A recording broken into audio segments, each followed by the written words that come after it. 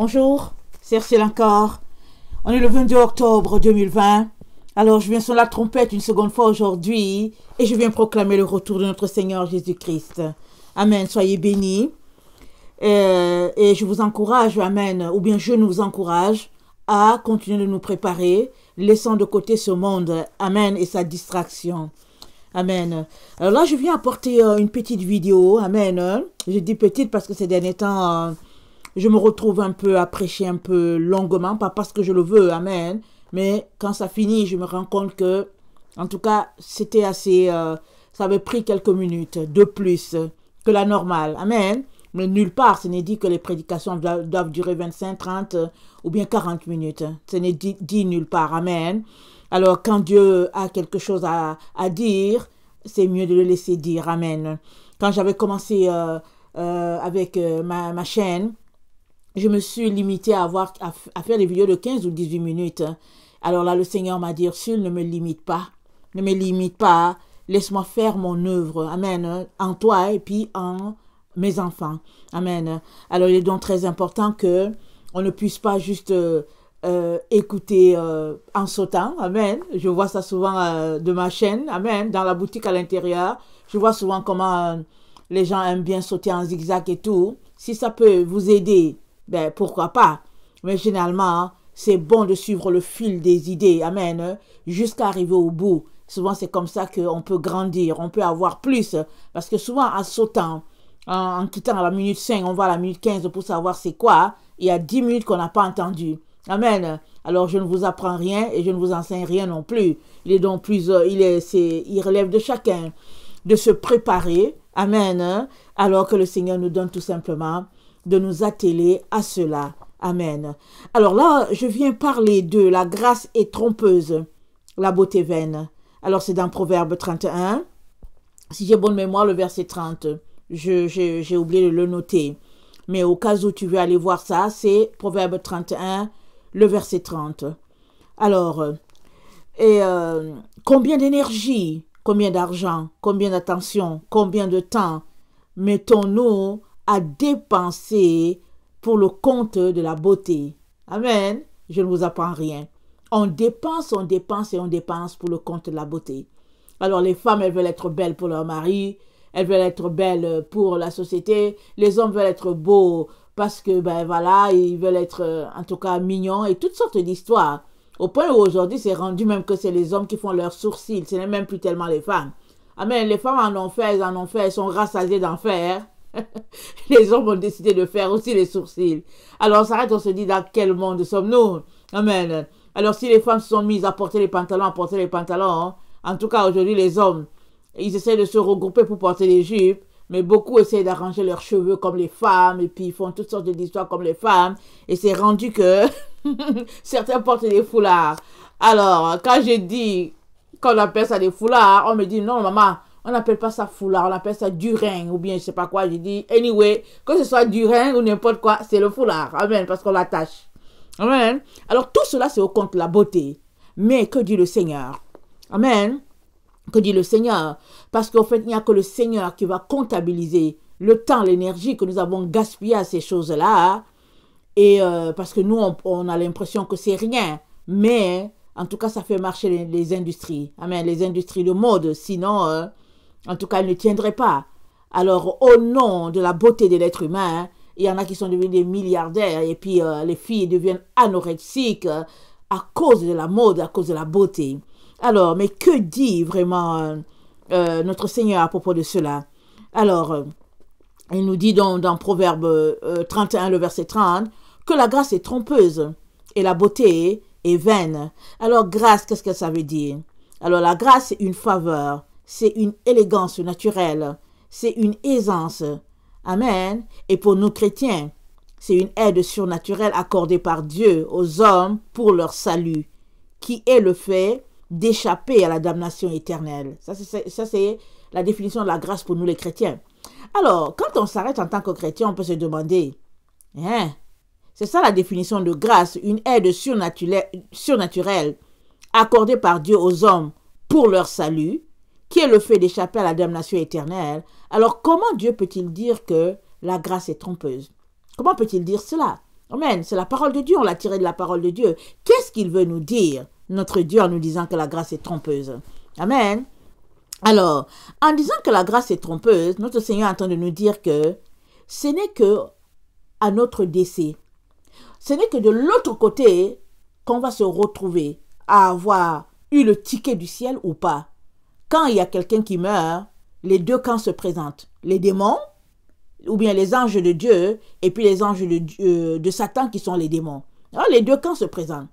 Et il arrive que souvent, Jésus lui-même se présente et le diable se présente aussi. Amen. Alors, quand c'est Jésus lui-même qui se présente, il n'y a personne qui se tient là. Amen. Jésus prend son serviteur, la personne qui a vécu pour lui, et ils s'en vont. Et puis, qui c'est les anges aussi de Dieu, ils viennent, ils prennent la personne qui appartient à Dieu et ils s'en vont. Mais maintenant, si cette personne n'appartient pas à Dieu, les démons le prennent. Ou bien, si cette personne, en tout cas, a marché selon Dieu, amen, Dieu, notre Dieu à nous, et qu'en réalité il marchait selon le monde, on le saura aussi. Amen. Alors, j'ai déjà entendu des personnes qui ont fait les expériences du ciel, qui sont partis, qui sont revenus, les gens les croyaient morts, ils sont partis, et puis bon, Dieu leur a donné un souffle de vie, ils sont revenus, et quand ils rapportent des choses, ils disent, je suis allé, je n'ai pas vu telle personne. On était proche, je ne l'ai pas vu. Et après, je l'ai vu, il n'était pas dans la présence de Dieu. Et des personnes étaient choquées, ils se disent, mais comment est-ce possible? C'est une personne qui a servi dans mon église, qui faisait tout pour le Seigneur. Comment?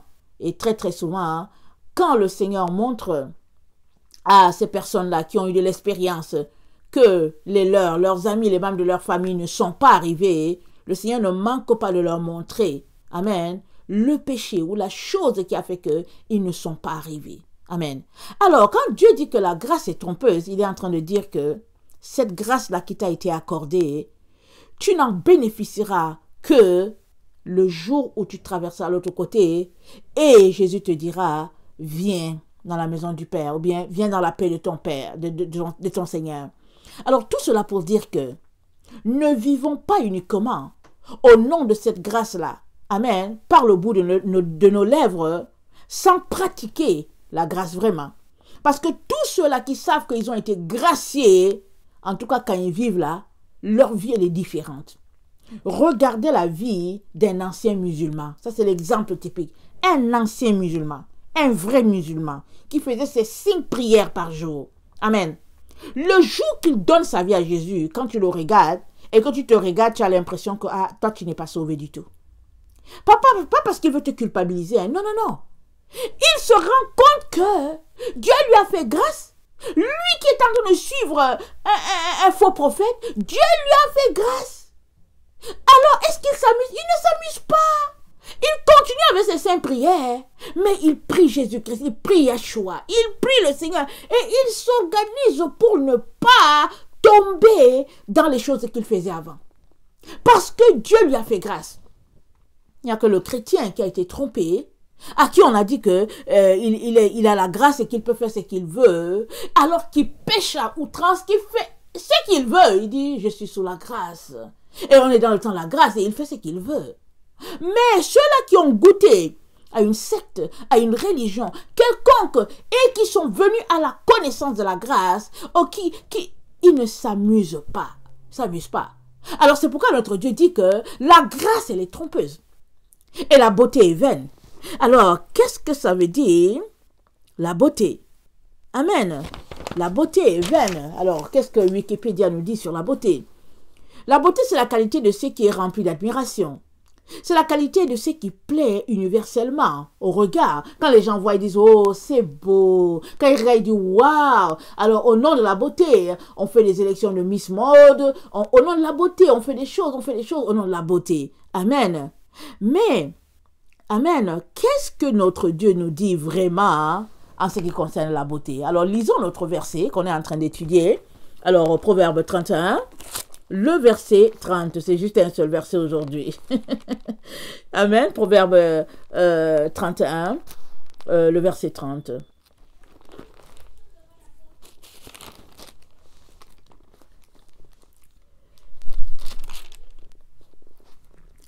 La grâce est trompeuse et la beauté est vaine.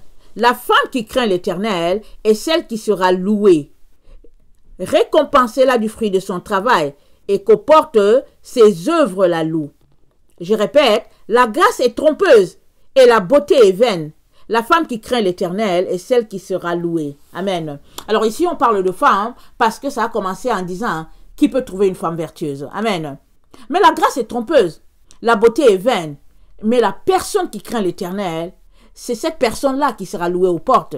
Alors, quand on lit ce verset-là, il y a 3 qualités qui sont que l'Éternel fait ressortir. Il fait ressortir la crainte de Dieu, il fait ressortir le travail et il fait ressortir les œuvres. Ça veut dire, si tu es quelqu'un qui s'intéresse par exemple à la beauté ou à la grâce, des choses comme ça, le Seigneur entend te dire, ce qui est le plus important là, c'est la crainte de Dieu. C'est la base au fait, la crainte de Dieu. Alors, la Bible nous dit dans le Proverbe 1, le verset 7 à 8, que le commencement de la sagesse, c'est la crainte de Dieu.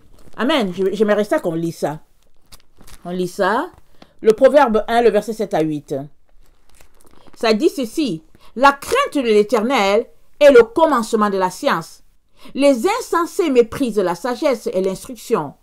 Écoute, mon fils, l'instruction de ton père et ne rejette pas l'enseignement de ta mère. Amen. La crainte de l'Éternel, c'est le commencement de la sagesse. Alors, ça veut dire que si tu crains Dieu... Attendez, est-ce que j'ai lu le proverbe qu'il fallait... Attendez.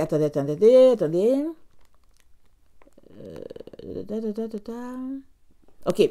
La crainte de l'Éternel, oui, j'ai lu le bon verset, mais allons-y regarder. Proverbe 31, le verset 30 encore.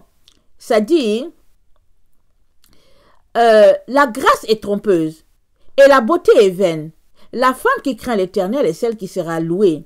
Récompensez-la du fruit de son travail et qu'au porte ses œuvres la louent. Amen. Alors, notre Dieu est en train de nous pointer ici ce qui est le plus important. Amen. Et le verset 9 de Proverbe 1, le verset 9 nous dit, car c'est une couronne de grâce pour ta tête et une parure pour ton cou. L'enseignement, la parole de Dieu, c'est ça. C'est une couronne de grâce pour ta tête et une parure pour ton cou. Autrement dit, si tu es quelqu'un qui craint l'Éternel, sur ta tête, Dieu te donnera la grâce comme couronne. Amen. Et à ton cou, il te donnera la grâce comme perle. Amen. Alors, ne commence donc pas à chercher la grâce. Amen. Ne mets pas la base. Ne mets pas pour ta vie là, comme base, ne mets pas la grâce, mais mets plutôt la sagesse. Parce que c'est ça la crainte de l'Éternel. Quand tu crains l'Éternel, mets plutôt la crainte de l'Éternel, mets plutôt la crainte de l'Éternel, et c'est là le commencement de la sagesse, dit la parole de Dieu. Et puis, puisqu'on a vu que la beauté, la grâce est trompeuse, la beauté est vaine, on l'a vu, alors regardons Ésaïe 53. Ésaïe 53 nous dit quelque chose de très important en ce qui concerne la beauté. Amen. Alors ça nous dit, qui a cru à ce qui nous a été annoncé, qui a reconnu le bras de l'Éternel, il s'est élevé devant lui comme une faible plante, comme un rejeton qui sort d'une terre desséchée. Il n'avait ni beauté, ni éclat pour attirer nos regards, et son aspect n'avait rien pour nous plaire, méprisé et abandonné des hommes, homme de douleur et habitué à la souffrance, semblable à celui dont on détourne le visage. Nous l'avons dédaigné, nous n'avons fait de lui aucun cas. Cependant, ce sont nos souffrances qu'il a portées. C'est de nos douleurs qu'il s'est chargé, et nous l'avons considéré comme puni, frappé de Dieu et humilié. Mais il était blessé pour nos péchés, brisé pour nos iniquités. Le châtiment qui nous donne la paix est tombé sur lui, et c'est par ses meurtrissures que nous sommes guéris. Nous étions tous errants comme des brebis, chacun suivait sa propre voie, et l'Éternel a fait retomber sur lui l'iniquité de nous tous. Il a été maltraité, opprimé, et il n'a point ouvert la bouche, semblable à un agneau qu'on mène à la boucherie, à une brebis miette devant ceux qui l'attendent, il n'a point ouvert la bouche. Voilà, notre Seigneur a été fait laideur, il a été méprisé, et on dit qu'il n'avait aucune beauté. Et pourtant, quand on regarde sa vie, on voit qu'il a donné de sa vie pour nous, pour que nous puissions être appelés enfants de Dieu, pour que nous puissions vivre, amen, dans la sagesse infinie, dans la grâce infinie de notre Dieu. Il a fallu que notre Seigneur paye, amen, de sa vie, de sa propre vie, si bien que on l'a traité de quelqu'un de très laid. Amen. Mais aujourd'hui, on peut dire, amen, avec certitude que notre Seigneur est l'homme le plus beau. Parce que la beauté, ça n'a rien à voir avec tout ce qui est physique. Amen. Alors, je viens t'encourager à ne pas tant mettre ton énergie dans ces choses-là. Mets plutôt ton énergie à servir, à chercher ton Dieu et à le servir. Parce que tout le reste te sera donné. Alors, au lieu de prendre tout ce que, en tout cas, ton temps et tout pour, je sais pas, toutes sortes de beautés pour séduire le conjoint, la conjointe, le mari, la femme et toutes sortes de situations et qui te détournent de ton Dieu, prends ton temps, mets ton énergie et ton temps à chercher ton Seigneur et tout le reste, tu l'auras par-dessus tout. Amen. Alors, Proverbe 28 nous intéresse à une vérité. Et allons-y, pas Proverbe 28, Job 28, pardon. Job 28 nous dit où se trouve la sagesse. Où est-ce qu'on peut la trouver? Amen. Alors, Job nous présente l'endroit où on peut trouver la sagesse. Et on sera assez étonné de réaliser que la sagesse, elle n'est pas dans ce que nos yeux voient. Amen. Job 28, pardon, on va le lire en entier. Il y a pour l'argent une mine d'où on le fait sortir, et pour l'or un lieu d'où on l'extrait pour l'affiner. Le fer se tire de la poussière, et la pierre se fond pour produire l'airain. L'homme fait cesser les ténèbres, il explore jusque dans les endroits les plus profonds, les pierres cachées dans l'obscurité et dans l'ombre de la mort. Il creuse un puits loin des lieux habités. Ses pieds ne lui sont plus en aide, et il est suspendu, balancé, loin des humains. La terre d'où sort le pain est bouleversée dans les entrailles comme par le feu. Ces pierres contiennent du saphir, et l'on y trouve de la poudre d'or. L'oiseau de proie n'en connaît pas le sentier. L'œil du vautour ne l'a point aperçu. Les plus fiers animaux ne l'ont point foulé. Le lion n'y a jamais passé. L'homme porte sa main sur le roc. Il renverse les montagnes depuis la racine. Il ouvre des tranchées dans les rochers. Et son œil contemple tout ce qu'il y a de précieux. Il arrête l'écoulement des eaux. Et il produit de la lumière, ce qui est caché. Regardez un peu comment on a des sources d'eau, amen. On a en tout cas, toute la technologie pour nous donner de l'eau, amen, on en a. Et puis Job en parle ici, amen. Alors, il se pourrait qu'en son temps, il y avait déjà toutes ces choses-là. Mais la sagesse, où se trouve-t-elle? Où est la demeure de l'intelligence? L'homme n'en connaît point le prix. Elle ne se trouve pas dans la terre des vivants. L'abîme dit, elle n'est point en moi. Et la mer dit, elle n'est point avec moi. Elle ne se donne pas contre de l'or pur. Elle ne s'achète pas au poids de l'argent. Elle ne se pèse pas contre l'or d'Ophir, ni contre les précieux onyx, ni contre le saphir. Elle ne peut se comparer à l'or ni au verre. Elle ne peut s'échanger pour un vase d'or fin. Le corail et le cristal ne sont rien auprès d'elle. La sagesse vaut plus que les perles. La topaze d'Éthiopie n'est point son égale. Et l'or pur n'entre pas en balance avec elle. D'où vient donc la sagesse? Où est la demeure de l'intelligence? Elle est cachée aux yeux de tout vivant. Elle est cachée aux oiseaux du ciel. Le gouffre et la mort disent, nous en avons entendu parler. C'est Dieu qui en fait le chemin. C'est lui qui en connaît la demeure. Car il voit jusqu'aux extrémités de la terre. Il aperçoit tout sous les cieux.